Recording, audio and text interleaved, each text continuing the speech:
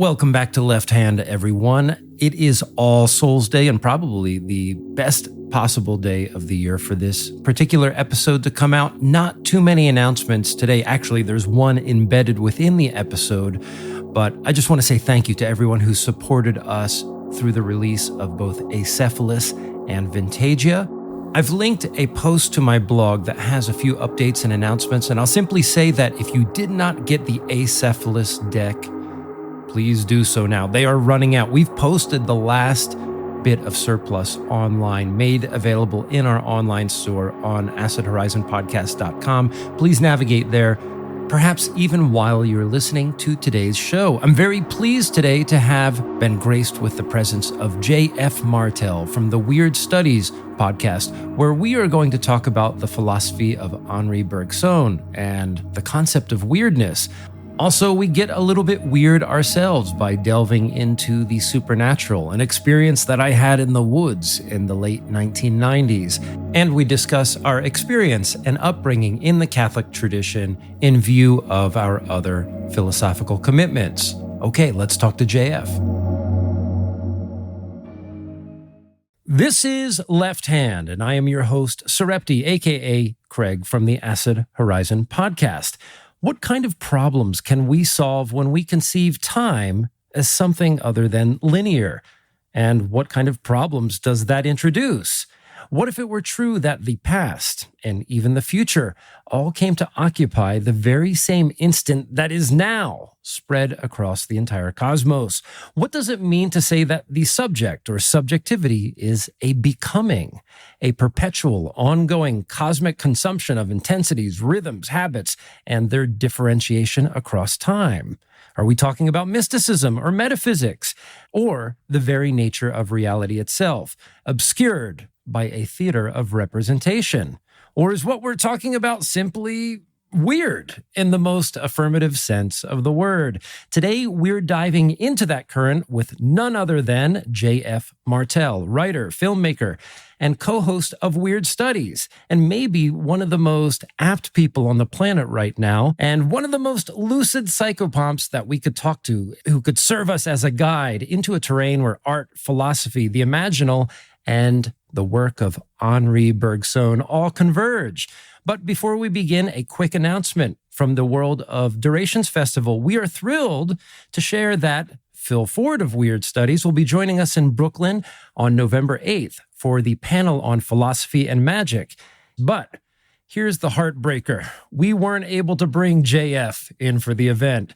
Thanks to the flagrant chest-pounding and sideshow-style despotism of the current regime here in the United States, the border has become this kind of bureaucratic labyrinth. So I want to take a moment to offer a sincere apology to our Canadian brothers and sisters, friends and comrades, for the manufactured anxiety, the barriers that get in the way of the real work that we do here. But thankfully, we still have this conversation, a rich consolation, one which may now be enjoyed forever in the annals of YouTube and podcast platforms everywhere. JF, welcome to Left Hand. It's so good to be here, Craig. Thank you so much. And I think for a long time, people were absolutely fiending for a collaboration between your work and our work here. And I think this is the right way to do it, to talk about Henri Bergson. Actually, the very first question that I have is you're doing a Bergson course on the Weirdosphere platform right now, or it just concluded. Is that correct? Yeah, we just concluded 2 weeks ago. So yeah, that was a 5-week class. So a very quick sort of survey or trip through the labyrinth that is, I'm going to say, I said Bergson in the class. I'm French, so I never know how to pronounce French names when I speak English. But I think I'll say Bergson today, but just because I'm in erudite company. Not that I wasn't in the class, but I'll probably switch between the two. So yeah, it was a 5-week course. So 5 lectures and 5 kind of discussion groups. It was a ton of fun. And we got to sort of move through the oeuvre, the corpus, one book at a time, sort of, in a very nonlinear fashion, and eventually ended with 2 Sources of Morality and Religion, which was a book that this time around really kind of blew my mind. So I learned as much as the students did, I'll tell you that, and sure. If not more, hopefully. And it was a blast. It was a real blast. Do you archive the recordings and offer them in any sort of way? Oh, yeah, absolutely. So if you're inspired today and you're listening to this right now, you can go to weirdosphere.org and you can still join that class. Everything's archived, both the lectures and the discussions. So yeah, that's still there. So you, as a fellow podcaster, you're definitely familiar with the time crunch that's often involved in consuming a book or an essay, right? And I had you on the schedule for a while, and then I realized, oh crap, I haven't read anything by Bergson in a minute. And then you said, oh yeah, let's talk about Deleuze's Bergsonism. I'm like, perfect. That's a short book. Yeah. It can serve as a kind of introduction to Bergson. And it had been a while since I read it. And I'm so glad you directed me back towards it. And I'll just explain why before we start. I think amongst Deleuze's corpus, well, first of all, I'll say there's all kinds of Deleuzians. Like there's the more Spinozist ones. There's the more Bergsonian ones, the Nietzschean ones, right? The Marxist Deleuzians, if you will. In my case, maybe I'm somewhere between the Nietzschean and Marxist Deleuze, but I read this book almost 10 years ago, and it made me realize how much of this particular book got into my system and operated behind the scenes. Yeah. In addition to going to the Weirdosphere and finding JF's course, this particular episode might urge you towards that book. I could not recommend it more strongly if you're because I consider myself a Deleuzian of sorts. I'm a huge, huge Deleuze fan.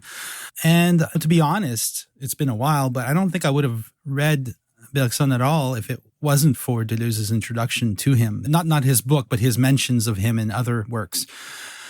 Bergsonism is a book that I read for the first time, really through to the end in preparation for this course. And after reading all of Bergson's own work. So I guess I'll be saying Bergson after all.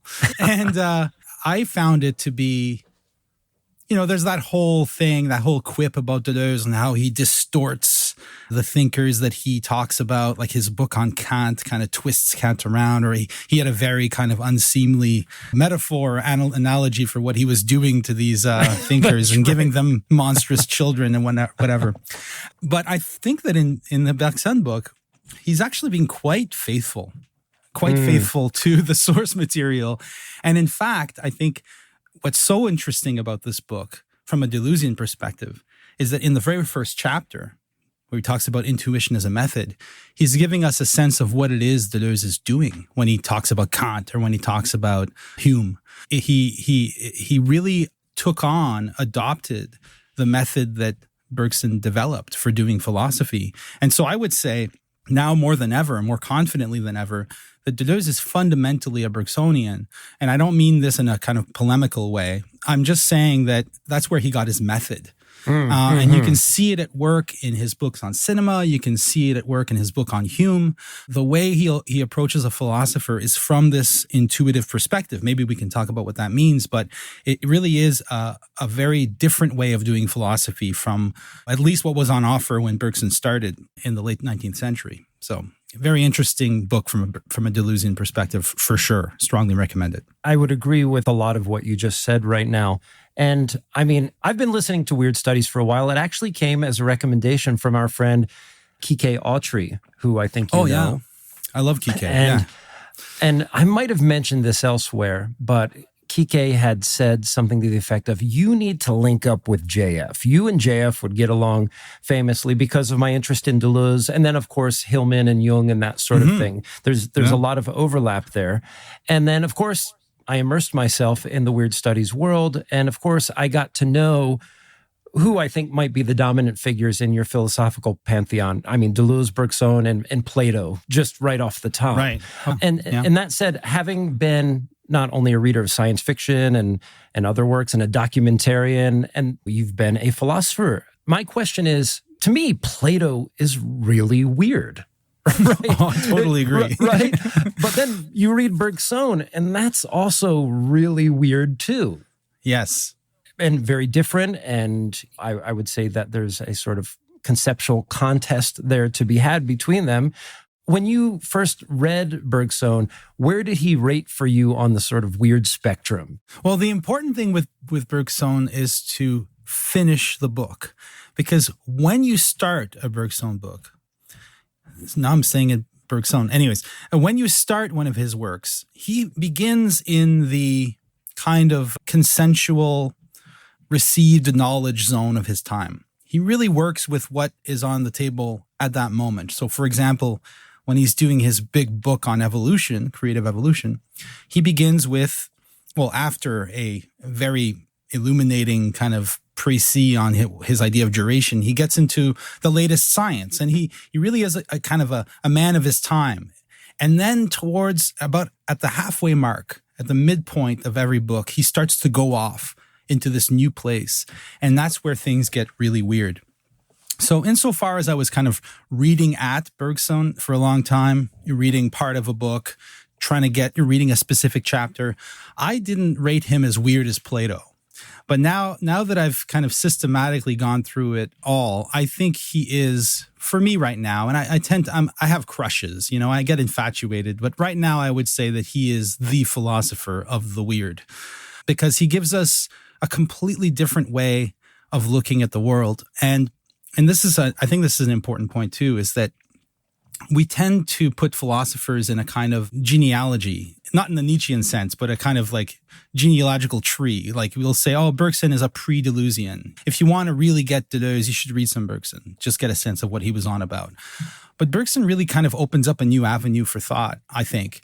And that really changes the terms of the big problems that define kind of modern philosophy in a really interesting way. So I think he's extremely weird.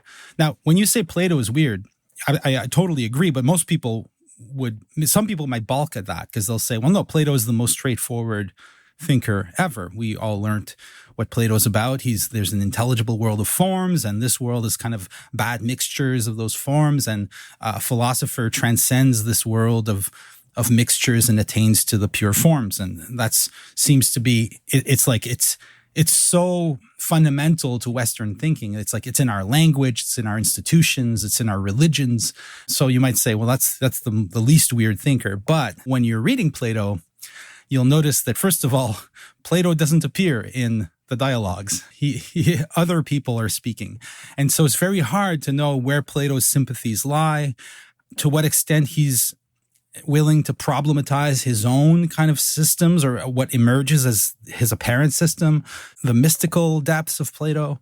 And so the more you read Plato, the weirder he gets. And I think that's true for a lot of great philosophers, is that when you really dive in, they start to change your way of looking at things. And that, for me, is the definition of weirding. It's that when your perspective has changed, the ground on which you're standing has shifted, and you're looking at things differently.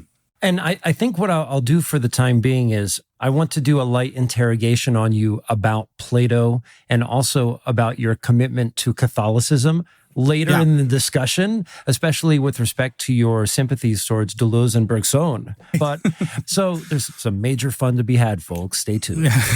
What I really like to begin with, basically, we're going to sum up 200 episodes now in like a 2 to 3 minute run by JF here. Of course, your concept of the weird has been something that you thoroughly addressed on the show. My entree into the weird as a concept, or at least my most prominent engagement with it, really comes through Mark Fisher, The Weird and the Eerie. Mm-hmm. But Weird Studies shows us that the world of the weird and the discourse of the weird, beyond even just fiction and science fiction and what have you, is much larger than somebody like Mark Fisher. Yeah. The terrain is vast. Could you give us a working definition of the weird and maybe tie in a little bit of Bergson? Like, how do you see Bergson as fulfilling that definition? Right. Okay. So, well, let's start with Mark Fisher. It's a good starting point because he wrote this wonderful little book, The Weird and the Eerie. I love that book. I particularly love the eerie part of that book. And I'm drawing on that part a lot for the book I'm finishing right now, which is on the weird. It's on the paranormal. But anyways, so his idea of the weird is very much in keeping, I think, with a particular interpretation of H.P. Lovecraft. Okay. So I think that when you read Mark Fisher and his concept of the weird, what you read is that the weird for him is primarily a kind of, and this might be weird in itself, a kind of moral category. What should and should not happen. Right? And so Mark Fisher, being essentially a very, very intelligent and cogent Marxist, kind of takes on a basically materialist approach to things. And the weird for him are the things that don't fit that model. And he's open enough to affirm the possibility of a world that is fundamentally strange. But in his description of it, there's always this kind of collapsing back into the moral, what should and shouldn't happen. What is weird is what happens and ought not to happen. And that's certainly what you get out of a lot of weird fiction, right? It's this idea. And I don't disagree with that for a second.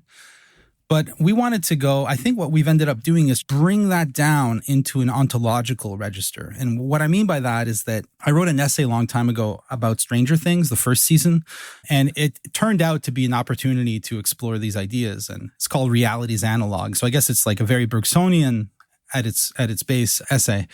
But it begins with a kind of brief discussion of two modalities of the weird, or two types of weirdness. And I call one ontological strangeness, and the other one is epistemological strangeness.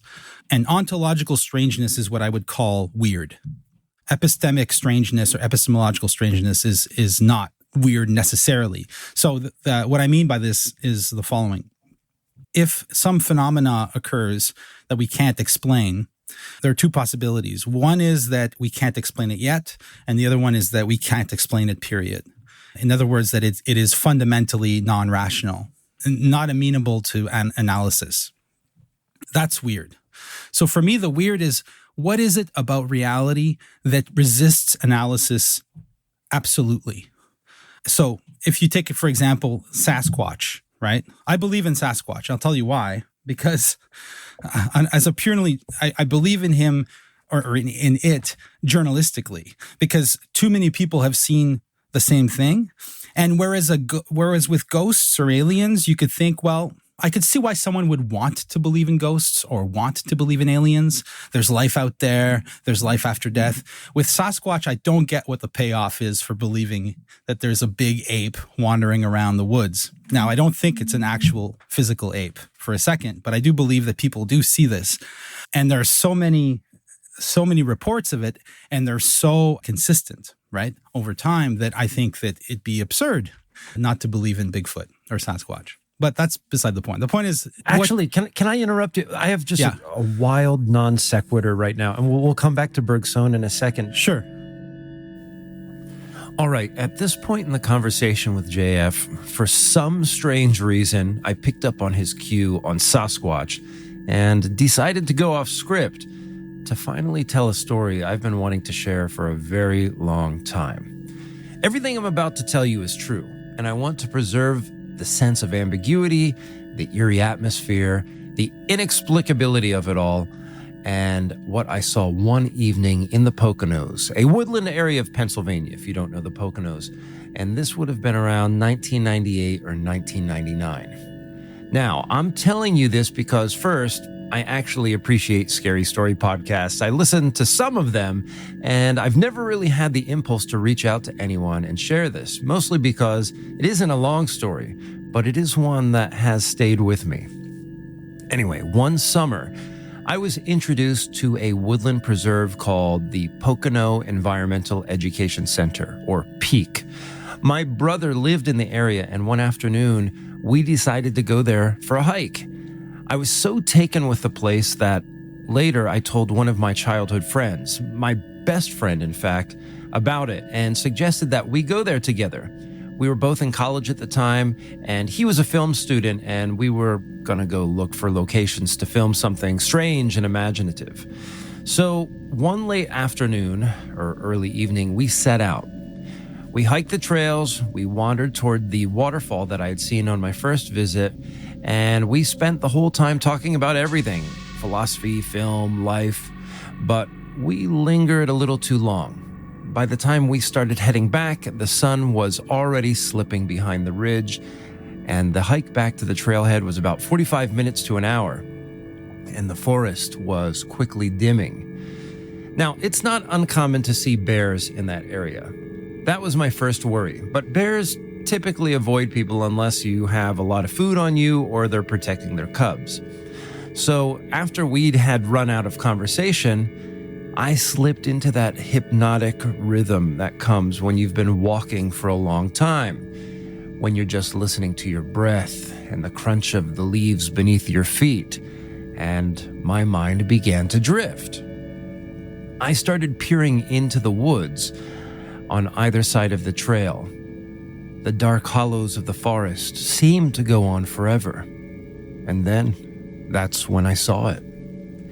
At first, I thought it was a tree trunk, snapped in half, maybe 9 to 11 feet tall, blanched from years of weathering, gnarled, twisted, scarred. But the contours, they were wrong. It didn't look like a tree. It looked shaped, humanoid. It seemed to have limbs, maybe even a head and shoulders. And there was this strange protuberance on its upper back. Imagine like a compact backpack, but higher, almost grafted beneath the neck. The way it pointed upward, I thought for a second, are those wings? My imagination was running wild. I told myself, it's a tree. I'm experiencing some kind of pareidolia right now. It's just my mind making patterns out of the shadows. And I tried to force that decision. I was aiming at a rational explanation of what I saw. And that's when it moved. It didn't lurch or turn. It lumbered diagonally away from the trail, and its limbs were unnaturally long. I heard it moving through the brush, branches and twigs snapping, a rhythm too deliberate for just being the wind. The last of daylight was now gone. Despite being there with my best friend, someone I shared everything with, for some reason, I couldn't say a word. It was like I had been muffled from the inside. Even when we reached the car, I didn't mention it, and later, that silence shocked me. It was completely unlike us not to talk about something like that, something that I saw that day.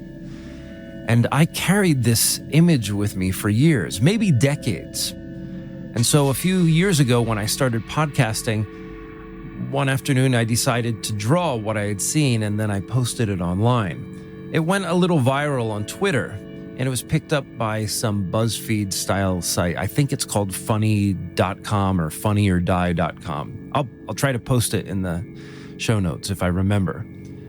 And of course, the people online had opinions. Oh, it was just another hiker. It was just a trick of the light. Maybe it was the Mothman. But I was sure it wasn't another hiker. And I don't think it was the Mothman either. Honestly, I really don't want to interpret it.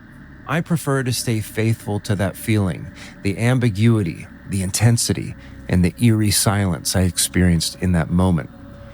Anyway, it's Halloween as I'm recording this, and I just wanted to get that off my chest. I know some of the Weird Studies folks are probably listening, so I'd love to hear their thoughts about it.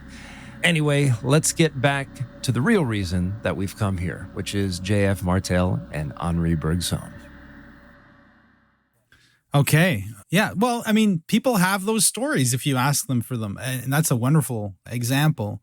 So the question is, in what sense is this thing explainable or not explainable? And of course, it could be that what you saw was a very rare species of ape. Maybe at some point, Dick Cheney will go out and catch one. I think he's actually, right. I think Dick Cheney's dead, isn't he? Is he? I don't know. Maybe he's still alive. I don't know. I actually don't know. So maybe one day we'll have a specimen. We'll be able to say, oh, that's what you saw. In which case, at the time you saw it, we'd be talking about epistemic strangeness. So there's a lot of that in the world. There's a lot of things that aren't explainable yet or aren't explained yet. And then, of course, there's the possibility of something that's truly weird, and that's where weird fiction kind of lives. It's in that zone of that which is structurally, ontologically resistant to analysis. And so if that's our definition of the weird, just to bring it back to Bergson, Bergson gives us an ontological weirdness from the start. It's called time. Time is absolutely resistant to analysis. Any attempt to analyze time, to measure time, loses time. The only way to do it is to spatialize it, to create a kind of model in our minds and to call that time and to cut it up into pieces and to measure it. And so he gives us the weird right off the bat. And all of life unfolds for Bergson in a kind of weird. Now, that doesn't mean the fact that we can't analyze it doesn't mean we can't know it, right? Bergson does something really, he kind of inverts Kant, right, on top of Plato. Kant always said, we can't know the thing in itself, but we must think it. This is how Kant refuted idealism. It's like we have to think there's something outside of our mentation, the thing in itself, the noumenon. We must think it, but we can't know it. Bergson says we can't think the thing in itself, time, but we do know it. We know it through intuition. We know it through instinct. And so it's a weird thing where on the one hand, the world becomes fully given. But on the other hand, as soon as we think about it, we are projecting an overlay that hides the world from us. So I find that extremely weird. And I'll say too, when I was in my grad program at Cal State Los Angeles for philosophy, at the time that I went, I think it's still the case, it was a predominantly analytic philosophy department. Right. And I did have metaphysics taught by analytic philosophy teachers. And I remember there being a kind of hard distinction, at least with my professor, Mark Balaguer, but I think these terms are shared more broadly amongst analytic philosophers, between two ways of understanding time, presentism versus eternalism. Yeah. Presentism, as if there is only a now. And so then we have to make an account of the future and the past based on things like, well, maybe those are just fictions in this ever recurrent now. Eternalism, I would say, is a little bit closer to Bergson in the sense that time is this kind of expanding block that goes on forever and encompasses the past, present, and future. But I think even those distinctions fall victim to the problem of false problems that Deleuze highlights here. Maybe that's something we can talk about, but let's actually get into the notion of duration and the past, because Bergson says that the past doesn't vanish. It endures virtually in us, around us, and that's really weird. Yeah, that is weird. It, right? And then how is it the case, for example, that something like the future, something that will come to be in accordance with our expectations or not, how does that subsist in the present moment or the possibility for that becoming? So maybe we'll try to go through that. I mean, feel free to pick up on the false problems thing, but maybe we can just talk about duration itself. Like, what is that? Right. Well, I think that talking about duration gives us an opportunity to discuss the idea of false problems, which is central to Bergson. So Bergson was once asked to summarize his philosophy in one line, and he said, "Time is not space." That was his summary. And his insistence, and this is what led to his famous or infamous debate with Einstein, is that he absolutely insisted that time was different in kind from space. And that the minute you think of time in any way that's quantitative, you're losing it. Time is pure quality. Okay, so that's the first clue as to what duration is. His famous example was, if I put a sugar cube in a glass of water, he apparently never heard of spoons. If I put a sugar cube in a glass of water, willy-nilly, I must wait for the sugar to melt. And so a chemist would be able to tell you exactly what's going on when sugar dissolves into water and be able to kind of like in a flash take you through the process.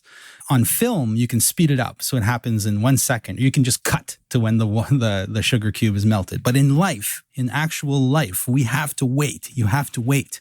There's that great Arcade Fire song, We used to wait. You have to wait. And this waiting, the interval between our anticipation and an event in the world, for him is what he calls duration. And he uses Zeno's paradoxes to demonstrate how time is kind of unthinkable. We can think of a state of change. For example, we can think of the water with the sugar at the bottom that you can see, and then the water with the sugar dissolved, the sweet water or sugar water. But you can't think the process. You could think of the cube in your head, and you could mentally subtract one little grain of sugar every second, and like in a kind of series of still frames, come to see the glass with the sugar fully dissolved. but the event of the dissolution itself is unthinkable. It's knowable because we live in it all the time, but it's unthinkable. And that to him is duration, la durée, which is very different from any type of model of time, including presentism and eternalism, which for him are just two ways of spatializing time. And even when you were describing it, you were using your hands to show me the mass in which an eternalist sort of construct of time, block of time would exist. Yeah. So duration is his key. So from there, what he starts doing from the start. This is in his first book, which he wrote in his 20s, quite impressive, Time and Free Will. From there on, what he does is he just looks at a new problem or an old problem in philosophy and just thinks it in terms of time instead of space. And by doing that, he's able to find these new ways of thinking about all these different problems.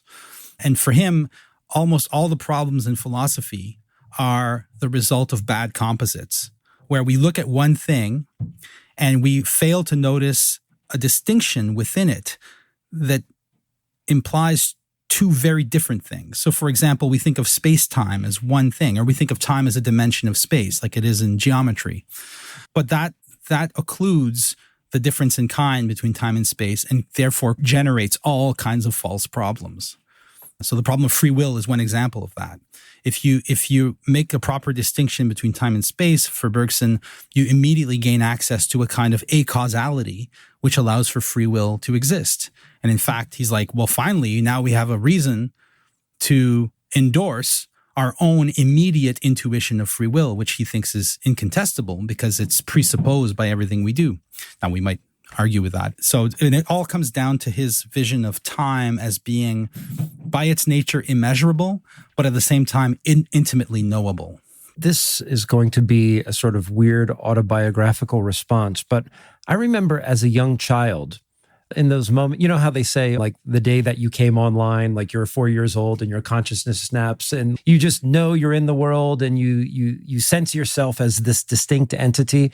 I don't know if it was that moment specifically, but as a young child, just wandering in the backyard or wherever, and those musings on one's life, time, and death, the notion of one's death being distant from us in some sense, that even our insulation from the notion of our own death often depends upon us being able to represent some sort of cut between now and then. Whereas there were also moments at which that structure was revealed to be false or soft in a way, such that every possibility, including my own death as a young child, came crowding in all of a sudden as being imminent to that moment. And it was almost as if to fend off the possibility, one of the tools at my disposal was redeploying that sense of chronological time. It's somewhere in the future. It's interesting because if we think of Bergson's notion of duration as that which pierces the veil of the weird, it would follow that sort of reaction to the possibility of death would fend off the possibility of having that intimacy with that sense of the world. Yeah, that's beautifully put. And I think you're right on there, because the problem with Bergson continually kind of points us to is the problem of intellect and what the intellect is. And one of the false problems or false notions that have characterized philosophy for Bergson is the fact that we think the intellect is a contemplative faculty, when in fact the intellect is an evolved faculty designed for survival. And so the reason we cut up the world into static objects that we can measure and is for control over the environment, in order to get a sense of our environment such that we can act in it efficiently. Because unlike insects, which for Bergson are the kind of epitome of a different avenue of life, which is, he calls instinct, we humans, we vertebrates, especially humans, have this different faculty, intellect, which allows us to create a kind of map of the world in our heads and then to plan our actions accordingly. And it's entirely for survival that we think for Bergson, until we start thinking through what he calls intuition, which is the mystical, like positively kind of mystical activity of metaphysics for him, which is like a totally different thing. But usually what we're trying to do is control. And so it makes sense that the sudden kind of imminence of death because we don't know when we're going to die. So for all intents and purposes, death is literally like a robed figure following us everywhere we go. We don't know when it will like swing its scythe and chop our heads off. For that reason, it makes sense to think that the intellect would postpone death, would push death off to the side, would create a map, a bubble of time that includes this category called the future, at the end of which, for us, our death will come. But that for Bergson is already spatializing time. And it might be a good thing to do. I think that Bergson would agree that that's probably a good thing to do because one has to act as though death wasn't around the corner in order to be efficient and in order to be creative and to be alive and to be happy. But it is nevertheless a kind of illusion to the extent, in the sense that the future for Bergson is radically undetermined. So if I were to push back against one thing you've said, I think it would be this, is that for him, the future it's not a block universe. The future is radically undetermined for Bergson. Like this moment right now is the very edge of reality as it has unfolded so far, and the future is being created as we go. Now, that doesn't mean the future doesn't exist as a virtuality, which I think is what essentially you meant. But like, so in terms of the potentialities that are embedded in the present, that's what the future is. But there's no like timeline that's pre-drawn that we're moving across. Just in case, I know that's what you meant, but I just want to make sure for the listener. Yeah. How is it that the virtual and actual inhabit the same space-time or time, if you will? Exactly. Right. Oh, it gets so weird. It gets so weird when he talks about, he wrote an essay on déjà vu, which is a wonderful essay. It's in a book called, the title in English is ridiculous. It's called Mind Energy, which sounds like a self-help book or something. Yeah. At Barnes & Noble. Yeah. In Mind Energy, he has a chapter, an essay on déjà vu. And what he says is that it's very simple what's going on in a déjà vu. The present, as we all know, is past even as it occurs. So the moment that's happening now, by the time that it's been registered in any way, is already passed. And so the time is past. If we're going to spatialize time, we have to say that time is going by at infinite speed. Like every moment that we are aware of is already in the past. And he insists that that's true not just intellectually, like when you spatialize time, but it's true in itself. Duration in itself is both present and past at the same time.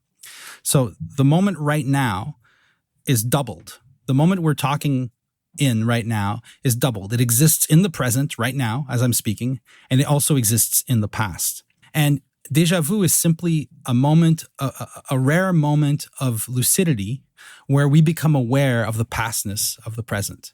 And so when you're having a déjà vu, first of all, you think you can predict the future. You feel like you could, but you can't. But when whatever happens, you go, I knew that was going to happen, right? But that's because the future being radically undetermined is unknowable. But insofar as the present is already past, when you become aware of that, you experience the present as a memory. So, and that is where Deleuze gets his idea in the cinema books of the crystal of time. In a film where you have two images, one virtual, one actual, and they're kind of orbiting around each other, and there's no way to tell them apart, right? It's kind of to me, that's like high weird, high weirdness. Absolutely. In fact, in the book that Acid Horizon wrote, the crystal image was one of the key concepts that we pulled from Deleuze in terms of how is it that we imagine the future. Here's something that just came to mind. I brought up my childhood meditation on death, but we often think of Bergson in terms of metaphysics and ontology.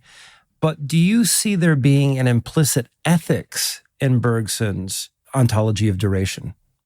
Yeah, but it took him a long time to get there. When he wrote Creative Evolution, it was in the early 20th century. I think it's 1907, I think, is when that book came out in French. And right after that, there was the Great War.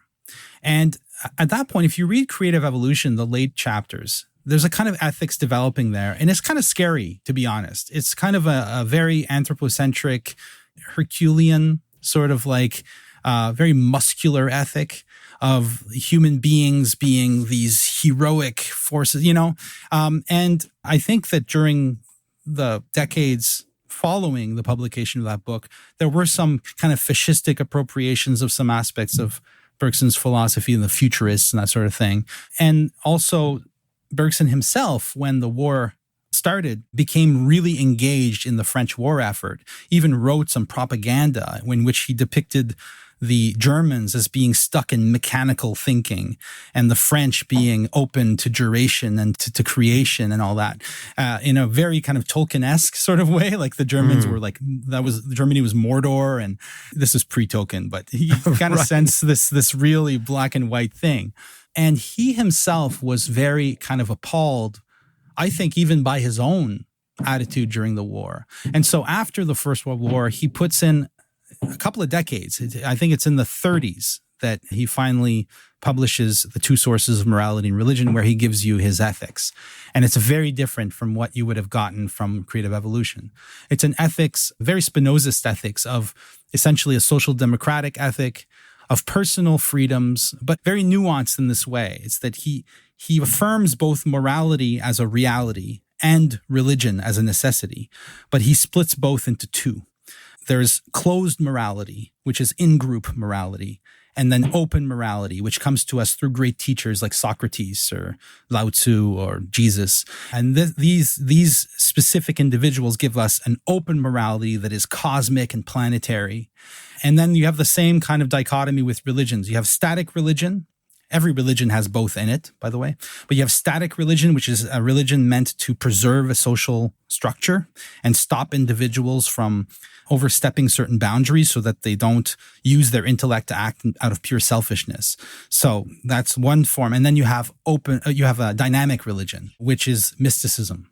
And that to him is an ethical move towards the cosmic, towards the planetary, towards a kind of unity of the human family, and ultimately a unity of all life, because it is the means by which we find the élan vital, the vital impetus at the root of all life, and we affirm it for itself, and therefore there's an affirmation of life. So it ends up being quite open to, like, for example, he'll praise things like the League of Nations or like the idea of human rights as being a kind of cheap but necessary stand-in for a true open morality. At least it's gesturing towards it. But ultimately, he believes that human beings have to become fundamentally sort of generous and embrace the open morality that is embedded in the core of reality itself. So he does end up in a very mystical place. But his ethics is, I would say, is one of, I wouldn't say, it's not unsimilar to what you'd find in a Camus or a Orwell, which is like you want justice, but you also want personal freedom. You want creativity. You want expression, but you want that to be in some kind of structure that keeps people behaving decently towards one another. I just thought of a very weird turn of phrase, and it's going to put you on the spot, but I think you'll enjoy it. My next question was going to be about, okay, we've talked about Bergson's ethics. And of course, on Weird Studies, you've talked about weirding as a practice. And so the question was going to be something like, all right, now, given duration, what does weirding look like in the context of Bergson's theory of duration? But I just got struck with the phrase weird justice. That sounds scary. Now, you guys haven't talked about weird justice on the show, but like clearly Bergson is using his ontology to inform his political views. Maybe that's something for you to chew on and get back to us about. But if you could roll in a few just off-the-cuff comments about like what a weird justice might look like. Well, this is inching us closer towards like Catholicism and all that stuff. But essentially, I think that justice, and this is very Bergsonian of me to say, I think, justice is created moment to moment. A justice that can be encoded and then applied categorically a posteriori to any particular event, I think lacks the investment of the good that I think as a Bergsonian Platonist, I would say has to be present in a notion of justice. This is why Deleuze was also, I'll actually enlist him here, sure. In his I knew it was coming.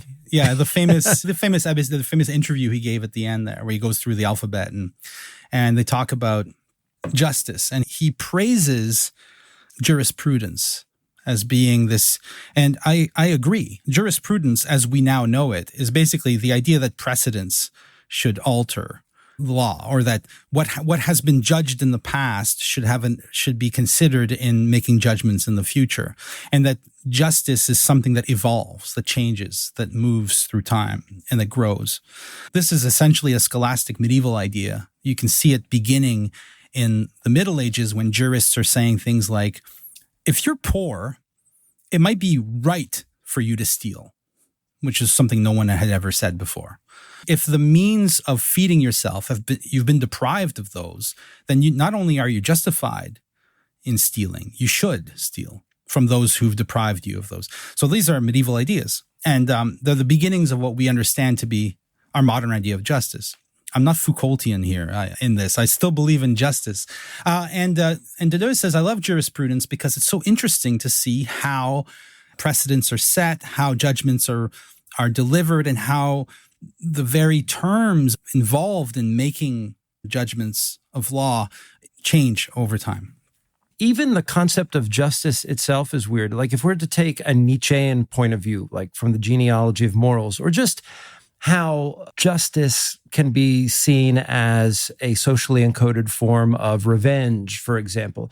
And the notion in Nietzsche's work that there is no act that comes after a transgression that could ever be made equal to that act. But yet through justice, a kind of magic occurs in some cases where a kind of reciprocity or restitution might be achieved, or in cases, for example, where somebody makes an unexpected or an inordinate sacrifice in order to offset something that was wrong. For example, somebody who might have been your enemy just calling you up one day and offering a kind of freak forgiveness, like, hey, I'm sorry about all that. And all of that resentment just unspooling in a given moment has a sort of weirdness to it too. Yeah. That like a lifetime of mulling it over could be undone in seconds.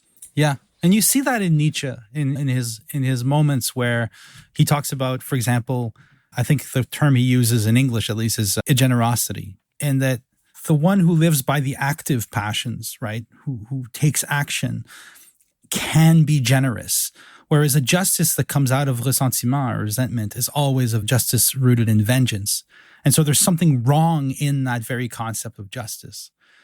I mean, we're going back here to Plato's discussion of justice in Republic and what justice is. From a Bergsonian perspective, you'd say, well, justice will have these two existences, depending on where it's coming from.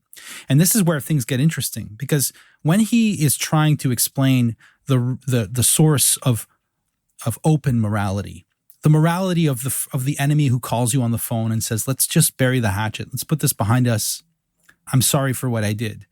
That kind of transformative moment, which modern justice systems try to, at least in theory, want to bring about, but it doesn't really work that way. Those moments they involve feeling. They're not purely rational processes. And Bergson insists at the beginning of his last book that there's a lot of thought already in feeling.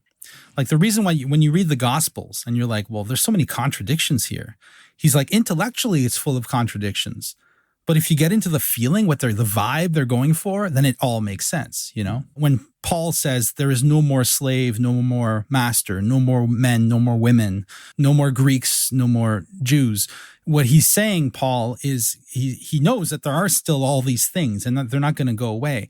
But he's giving us a feeling of the cosmic, a feeling of the universal, which is aligned with the true nature of the élan vital of life in its actual impetus. And so to act in accordance with that is to act in accordance with a kind of more ultimate, if that's a word you can quantify, more ultimate reality. And you feel that when you experience in your life moments of real poetic justice or real forgiveness or real generosity. Instead of saying that these are just kind of outlier events that may or may not happen, to insist that those events are pointing us to something essential about what it is to be a human being in this universe, I think is what Bergson's trying to do. And it's something I certainly would want to get behind. It looks like we're edging up close to our discussion of religion, but we would be remiss if we did not bring in Deleuze right now, because one of the things that I wanted to bring up before we closed out today was the notion of subjectivity as we see it in Bergson as this kind of interiority versus the various iterations of what we might call becoming dash subjectivity or anti-subjectivity. I know in 1,000 Plateaus, they say there is no subjectivity other than the becoming itself, which on its face seems very Bergsonian. But do you see there being any disparity between the way that Bergson and Deleuze formulate this notion of becoming? I actually don't. And some people might, because even in this conversation, you might get a sense that Bergson is affirming a kind of deep primordial interiority, a subjectivity that comes first in a kind of, but he's not Husserl. He's not a phenomenologist. In fact, I would say that Bergson offers us, this is my very limited take on things. So I'm not an expert in early 20th century French philosophy, but it seems to me from what I've been able to glean that in the early decades of the 20th century in France, there was a real kind of push towards a new realism. And when you and I were discussing whether we're materialists or idealists, what I wanted to say was I'm a radical realist. And so that means yes to matter, but it also means yes to a bunch of things that we might call spirit or mind. And one of those paths that were available in the early years of the last century was Bergsonism. And that term is used as like it's a school of thought, a school of one, but it's a school of thought, Bergsonism. Another one was Thomism, which is the return to Thomas Aquinas that you see in a lot of the Jacques Maritain and other people in the early 20th century. And there was a lot of discussion between the Bergsonians and the Thomists. But then what happened was that Husserl, who wrote his first book around the same time that Bergson wrote his first book, late 19th, and then kind of launched phenomenology, and then Heidegger came, and then Sartre, and then phenomenology kind of took over. And to me, this was, I have a lot of respect for phenomenologists, but I think it's sad because when we look back at Bergson, we look at him through that lens, and then we overemphasize the place of the subject in his philosophy. If you read the first chapter of Matter and Memory, he's giving you a world without subjects, a world that has everything we have in it. A world with that roses can actually be red in. So you got full qualia. You got a full real world, but no subjects. This is I think the most inspiring image that I have in my imagination, and this has come up on the show a bunch of times, is the image of a world that is fully formed, fully present in itself, for example, and yet abandoned, like an abandoned fairground or an abandoned shopping mall. There's no one there, and yet everything is there as though there were people there. And Bergson gives us an idea of this type of world in Matter and Memory. The subject emerges out of the images. The subject is formed within this already existing world. So in that sense, I would say he's very much aligned with Deleuze and Guattari when they say that subjectivation is becoming itself. He doesn't give the subject a kind of ontological primacy, even though he ultimately says that the subject as subject has intrinsic value once it has emerged.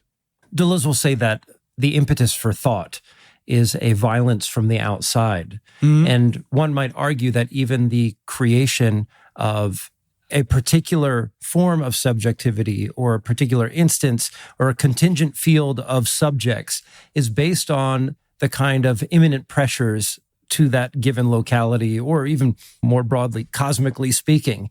I guess the question I would want to ask is, what role does the outside, if any, play in Bergson's thought? It plays the main role. So in Matter and Memory, he opens with this really fantastic kind of dodge, this way to get past, to break past the deadlock of idealism versus materialism. He's like, okay, so we've got idealists who say the whole world is made up of representations, of ideas. And we have materialists who also agree the whole world is made of representations in the brain, right? What actually exists is this kind of unqualified matter on the one hand, or kind of pure consciousness on the other. And he says, what really exists is neither things nor ideas, but images. But then he says something very strange. He says, by image, I mean an existence which is halfway between a thing and an idea. And then he says that we have to think of these images as self-existing images. So in a sense, these are images that don't need to be perceived. The whole world is a kind of plethora or a kind of infinitude of images one within the other, one acting upon the other, in precisely the same way as you would think of a material universe. But these things are not reducible to some kind of quantity. They're pure quality. And quantity emerges from their interactions. And so consciousness for Bergson is entirely subtractive. Consciousness is just what happens when one particular image, yourself, for example, because of very specific kind of processes, becomes able to act in a non-predictable way. So in other words, in the interval between how the world exerts its violence upon you and your response, there is an openness. You might act this way or that way. And so you need an image of the images. And the image of the images that emerges in your mind is what we call consciousness. But it's secondary. It's purely it supervenes on this pre-existing world that is constantly exerting its forces upon itself at every level. So I would say, again, that there are differences between Deleuze and Bergson. But in this, I think, in terms of how the subject emerges, I think they're in agreement. You emerge as a subject as a result of how forces act upon you. But then in there, and this is a place where Deleuze and Bergson would disagree, you are constituted such that your action upon the world is not reducible to causation. You have a freedom to act within those constraints. And that freedom is fundamental, not because you're special, not because God loves you, but because at the bottom of reality for Bergson is a kind of acausal creative effort that is fundamentally multiplicitous and fundamentally free. Well, I'm about to share with you that I grew up as a practicing Catholic. Took Holy Communion, went to catechism, was confirmed. I think I continued to go to catechism after being confirmed, but one of those Wednesday nights, I made my way down to the local fishing hole, and my mom caught me down there. She's like, "Are you going to go to catechism or not?" And I was like, "I think I'm done." And that just put an end to it. That was it. And I caught like 20 fish that night. So like Peter and the apostles. Yeah, I was going to say, Jesus may be a fisher of men, but I was fishing fish. So was Peter. Looking at my own life, I've navigated away from that. I mean, clearly, I think every young man who pursues a path like ours has their encounter with Nietzsche and Kierkegaard and the existentialists. And then we end up getting to Deleuze and what have you. And I mean, at least in my case, speaking for myself, I would say, if a gun was put to my head, idealist or materialist, I'd probably still say materialist. Granted, I would say I definitely dabble in the realm of imagination. Henri Bergson, James Hillman. I mean, we could argue that Hillman's a materialist of a certain stripe, but I think it is fascinating, given that you are a practicing Catholic and doing weird studies, especially when one might say that terrain is often predominantly pagan, esoteric. Do you see a tension there? Yeah, I personally don't see a tension there, but I can see where the perception of a tension is coming from. Well, first of all, I think that Catholicism is fundamentally materialist insofar as Catholicism is predicated upon an idea of incarnation and that nothing is done. And I'm saying done here to evoke Duns Scotus, who maybe put this more beautifully than anyone else when his idea of the primacy of Christ is that what Duns Scotus said was that even if Adam hadn't eaten the fruit, even if the fall hadn't happened, that the incarnation would have happened, that God would have incarnated, because the incarnation is the point of creation. And then Duns Scotus, out of that, develops a beautiful metaphysics that Manly Hopkins, the poet, is it George Gerald Manly Hopkins? I can't remember his name.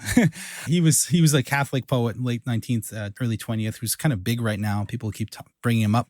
But it's a very kind of ecological poetry, affirmative of all the little things in the world, very Deleuzian, very much about the singularities, about the hexaity of each pebble. Duns Scotus was a big influence on Deleuze. So I would say that materialism certainly doesn't clash with Catholicism from that sense.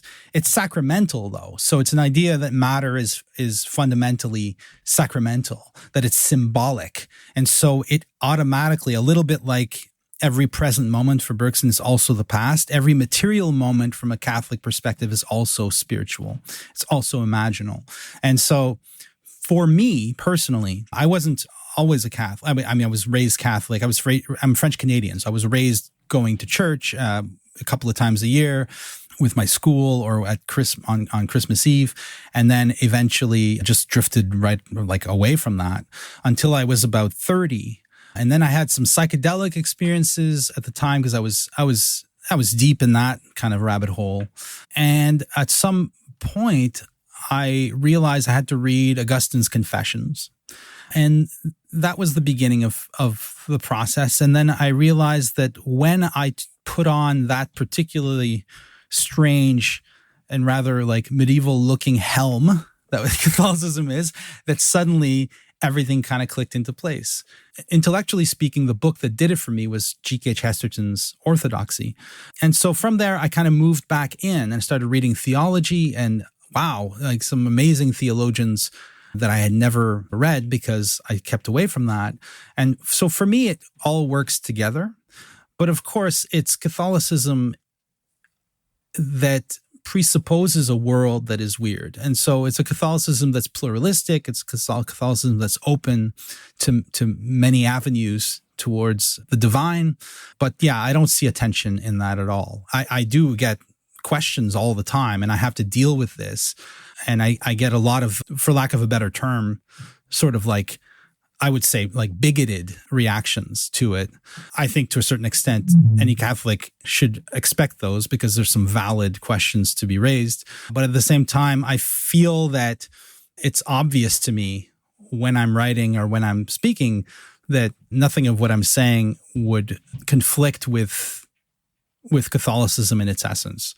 But, you know, it's like any good religion. It should be rooted primarily in a kind of mystical, aesthetic, and ethical grasp of reality, as opposed to a series of propositions about what's real or what has happened that then have to be assessed on those terms. That to me is secondary to the feeling at the heart of it, right? Do you feel as if you have many kindred spirits? Are there other Catholics like you? Oh, yeah. Yeah, I get lots of emails from Catholics like me. Catholics have always had a tendency to get a little weirder than maybe certain other denominations in Christianity. Don't I know it? Yeah. I mean, I was there, man. One of my favorite places in Montreal is the St. Joseph's Oratory, where the heart of, what's his name? I can't remember the name of the saint who founded the oratory for some reason. Père André. Anyways, his heart is there. You know, there's a lot of the relics and weirdness and gooey stuff and miracles. And, you know, there's a museum in Rome that collects signs of souls in purgatory. So, for example, like books in which like a burnt handprint in a book, or like writing in blood on an old table and that sort of thing. And Catholicism can kind of affirm a lot of the stuff that we and Weird Studies talk about. And to me, since I believe in these phenomena, having experienced a lot of them myself, I can't settle for a kind of secular aperture or a secular view that would constantly bring me back to the question of whether X happened or not. Now, as a Catholic, I can say, well, yeah, it can happen. And I have to assess what I experience from a slightly different perspective, which allows much more, for lack of a better term, enchantment into the world. And I'm making it sound like it's a totally strategic decision, but it's really just the way things have happened for me. I'm wondering what you make of, I mean, we don't see it as much like this month, but you know, maybe a year or more ago, there was a moment at which Catholicism kind of experienced an uptick in interest and maybe even became a fad of sorts in Brooklyn. It's hard for me to think, it's hard for me not to think, rather, that having had been a practicing Catholic and knowing some of the kinds of people, personality, and politics in that space, what that kind of symbolic or semiotic sort of display, that kind of gesture, plays into some of the traditionalist currents that are operative in the far right today. I'm wondering where you're at with all of that, and how do we navigate, for example, the uses of traditional religions as a way to undergird the emergence of the new right or the out and out fascistic movements that we see in the world today? Yeah. Oh, that's a good question. Well, look, to me, it's always like we can either leave these traditions to them, or we can inhabit them and live them out the way that we think they should be lived out. I mean, ultimately, Christianity to me is, as Bergson says, he says the Christian mystics went furthest, he says, in affirming the dynamic and the open, because it's a mysticism that translates to action. There's a convent near my house and next door they have a house there for teen mothers who can live there. And then down the street, there's a place for teen moms. And to me, like doing things for the world, actually, and this is what I see. I don't know any far right traditionalist Catholics. I don't know any, but I know a whole lot of Catholics who are out there helping people, doing all kinds of amazing things that I wish I could find it in my busy schedule to do more of. And to me, this is where religion is lived, not not on Twitter or whatever you call it, not on Discord, but rather, in the world. I think that you're making a good point in the sense that these traditions are being appropriated by forces that would use them to exclude, to dominate, to control. And that is a fair point. But again, it's like, well, those traditions are not going to go away. The church will exist long after both of us are dead. So who's going to be in there? It seems to me that the hope is that the church ultimately tempers some of the excesses of that way of thinking. And I don't know if it will. It doesn't in everybody. And there's plenty of reason to think the church has officially, like the Vatican has allied itself with some dark forces over the course of history. The church isn't found there, I think. The church is found in it's like that Terrence Malick movie. What was it called? A Quiet Life? Is that? Yes, no. Yeah. The person who refused to sign their name. It'd be so easy to sign your name and declare that Hitler is your I don't know, I haven't seen the movie, and just to like literally die because you refuse to sign your name on a piece of paper. That to me is where religion finds its value and meaning, not in the politics of the day. You know, I was speaking with a friend who's been on the show a couple times on Left Hand and Acid Horizon. His name's Devin, and he's an excellent scholar of Nietzsche. And we're, I would say, more or less aligned politically speaking and philosophically speaking. So it's very easy for us to have a conversation, almost an echo chamber of sorts. But the one thing that we discussed last night was somewhat what we're talking about here, is that he complimented me on the fact that, like, for example, I'm doing these tarot decks and things like that in conjunction with doing political work and political media. Like those of us on the podcast were involved in political groups or doing some kind of political work on the outside, in addition to immersing ourselves in myth and imagination. And the one thing that I told him, and I've told others, is that, at least in my case, like doing the kind of work with active imagination and all of the literature surrounding that has afforded me a kind of equanimity to pursue this kind of work without succumbing to the kind of resentment and reactive politics or reactive ethics, reactive attitudes that sometimes we ordinarily see. And I was wondering if that applies to something like weirding itself, and maybe even in conjunction with your faith, your work with philosophy. Do you see weirding as a political project in any way? You and I might have some different political views. I mean, in probably the broadest tent imaginable, we're in the same tent, but like looking at the world as it is now, like you're saying, some religions are now captured by the very things that are aligned against things like freedom and the pursuit of happiness, or just being able to live in the world free from exploitation and what have you. Do you see using weirding at any level as a referendum on that, or a reclamation of the world as we know it now? Absolutely, yes. Absolutely. I think, first of all, I have to commend you, because when I started listening to Acid Horizon, I had no idea you had even a passing interest in the types of things that we discuss on Weird Studies. In fact, I would have thought at the time that you would have automatically concluded that we were fascists because often the occult and these traditions are associated with a kind of Evola sort of right-wing Sure. occultist. Yeah. Yeah.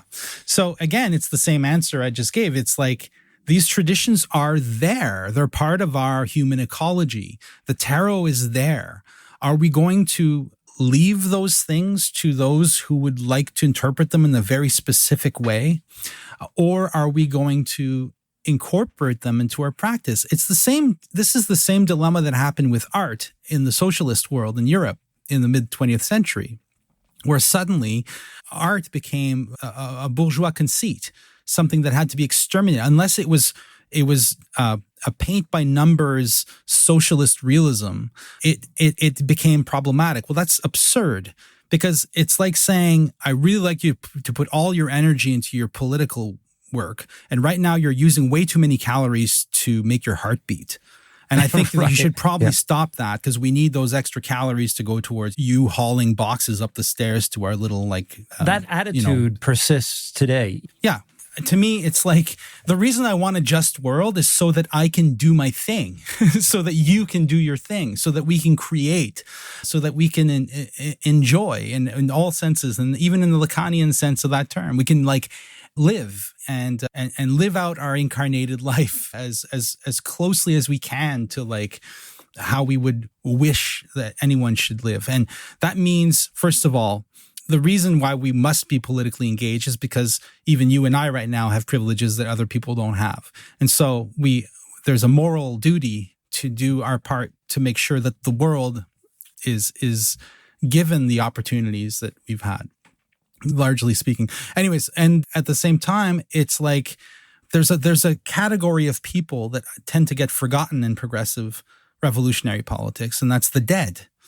But as John Berger himself said, and he was strongly on the left, the dead outnumber us, and the dead are there, and the dead act still in our institutions, and to close ourselves off to that voice of our ancestors and what they've given us, institutions, traditions, practices, literature, it's like sawing the branch we're sitting on.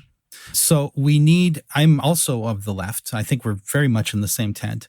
But that requires for me, and this might seem paradoxical, an embrace of what we might put under the heading of tradition, even though we would insist on a lowercase t there, and to incorporate the past. And this is very Bergsonian, is to bring the past into the present so that it's in the name of something bigger than the present moment that we act politically.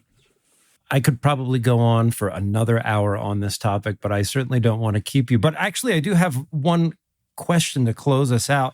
We were talking beforehand, and you said that Weird Studies just crossed 200 episodes, so congratulations on that. I guess I would ask, has your idea of the weird changed since you started the show? Has it grown weirder? And how has your relationship to this material and with Phil actually evolved over time? How would you typify that? Yeah. Well, we have a thing we call the wedge. So there's the thin end of the wedge, the thick end of the wedge. And from the beginning, I think Phil came up with this metaphor. And it basically represents two sort of attitudes you might have to discussing things that might fall under the rubric of the weird. So the thin end of the wedge is to stick to experience. I saw this large white humanoid mass in the woods. I'm not saying anything about what it is. I just saw it, and that's weird. The thick end of the wedge is like, well, let's think about what that could be. Could it be an animal? Is it a species of animal? Did you see Mothman? What does that mean? If I say you saw Mothman, what do I mean by that?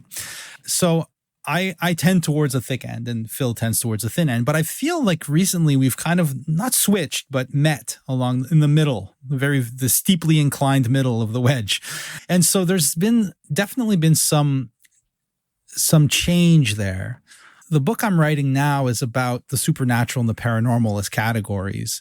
And what I'm trying to do there is to really kind of affirm a literalist approach to this stuff.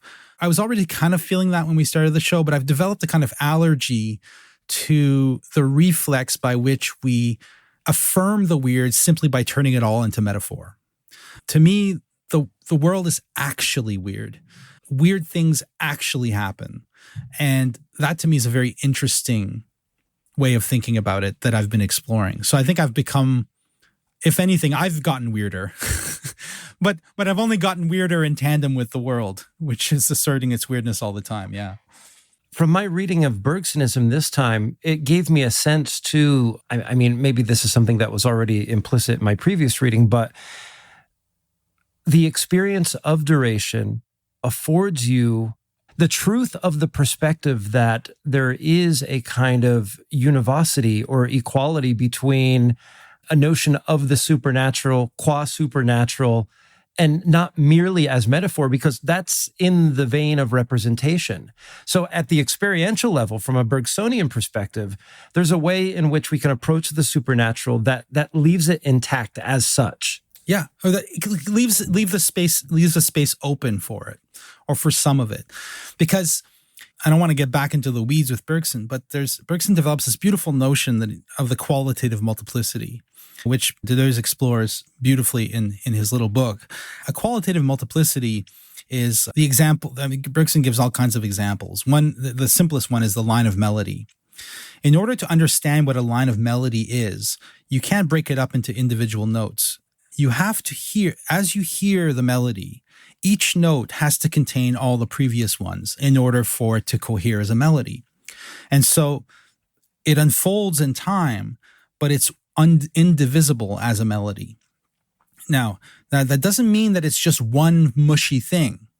Bergson insists that number still exists in qualitative multiplicity, but it exists only in potential. So in other words, qualitative multiplicities are inherently countable or quantifiable by nature, but not quantitative by nature. Anyways, my point is simply this. When you think of the world as a qualitative multiplicity, you're essentially thinking of the world as an aesthetic creation. And another wonderful thinker I'm just discovering who got to a similar place by very different means is Étienne Souriau. Have you heard of him? He was in the aesthetics, a philosopher of aesthetics, who's a wonderful French contemporary. He wrote a book on Souriau called, I don't know what it's called in English. In French, it's Les Existences Moindres, or the minor existences, something like that. Anyways, that the world is fundamentally aesthetic, fundamentally creative, and that the laws by which we quantify the world, as Hume said, are derived after the fact. So science is amazing. Science works, but we can't explain why. We have to say, to a certain extent, that it's a gift of grace that we live in a quantifiable universe that we can know through science. But behind that is always the sheer, to use a Deleuzian, the miraculating sort of reality of the sudden emergence of the real as such, which for its part does not answer to any laws. And so we have to keep a radically open mind when it comes to what's possible, I think. And even though we have to affirm, first and foremost, the first miracle is that the world is measurable, the world is knowable scientifically, the world is calculable, and therefore the world is trustworthy. That's the first miracle. The first miracle is science, but it supervenes on a deeper miracle of the real as such, which for its part leaves all the doors open as far as I'm concerned. That's just a gorgeous turn of phrase at the end. So what are you and Phil working on right now? And what can we expect from you guys next year? So we are still working on our book, Weirding, which should be finished in the spring. And we will continue doing weird studies. Phil is setting up this wonderful conference called Weird Academia at the University of Indiana, Bloomington in late January, which we're really looking forward to. There's a lot going on, and I'm writing my own book, which also I should be able to finish by the spring. So it's a busy time, a lot of talks, a lot of writing, but an exciting time. This show keeps growing, and it's always wonderful to make friendships like the ones between our podcasts, which I really appreciate. Yeah, that's great. And to discover new things together. So I'm very excited about the future, but I don't have anything spectacular to announce or anything like that. Well, hey, thank you again, JF, and we'll talk to you again soon. Can't wait. Thanks for having me on.